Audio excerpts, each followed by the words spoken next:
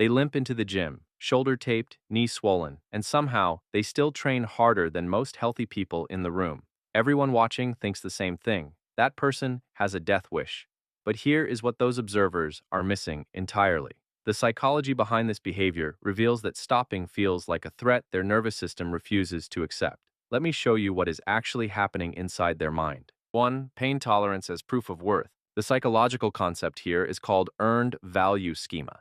It develops in people who were conditioned early to believe that suffering equals deservingness. Rest was lazy, weakness was shameful. Only those who pushed through pain were worthy of respect. So now, inside the gym, training injured does not feel reckless. It feels like passing a test they have been taking their entire life. Every painful rep is not just a physical act, it is a verdict, one that says, I am still enough. 2. The body as a battlefield they can win. This connects to a concept called trauma reenactment. Many people who train through injuries have histories where their body was hurt by circumstances completely outside their control. Illness, accidents, abuse, violence. The gym becomes the arena where they rewrite that story. This time, they choose the pain. This time, they decide how much and for how long. What looks like recklessness from the outside is actually a profound psychological reclamation. They are not ignoring their body, they are finally commanding it. 3. Stopping triggers and identity collapse. Psychologists call this identity foreclosure, the moment a person's entire self-concept becomes fused with one role or behavior. For these individuals, training is not something they do, it is who they are. An injury that forces rest does not just disrupt a schedule, it amputates a personality.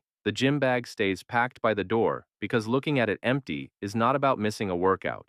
It is about staring at a version of themselves they are not equipped to be. 4. Pain as emotional anesthesia. The concept is physical dissociation through intensity. Severe physical pain has a remarkable neurological side effect. It crowds out emotional pain. When the body is screaming loudly enough, the mind goes quiet. Grief, anxiety, shame, and unresolved trauma lose their signal strength. People who train through injuries often discovered this accidentally. One brutal session after a devastating life event, and suddenly the unbearable became bearable. The injury becomes almost irrelevant because the alternative, sitting alone with their thoughts in silence, feels far more dangerous than any torn muscle. 5. Hypervigilance dressed as hardcore dedication. The final concept is hypervigilance, a state of chronic threat scanning that develops after prolonged stress or trauma. The nervous system never fully powers down. Rest feels like exposure. Stillness feels like vulnerability. The gym provides a socially acceptable, even celebrated outlet for a nervous system that simply cannot stand down.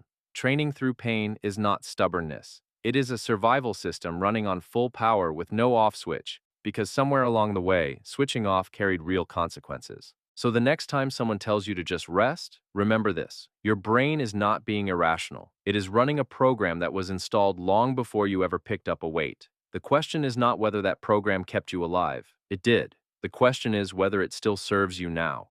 Subscribe if you want to keep pulling back these layers, because this channel exists to help you understand the mind behind the muscle.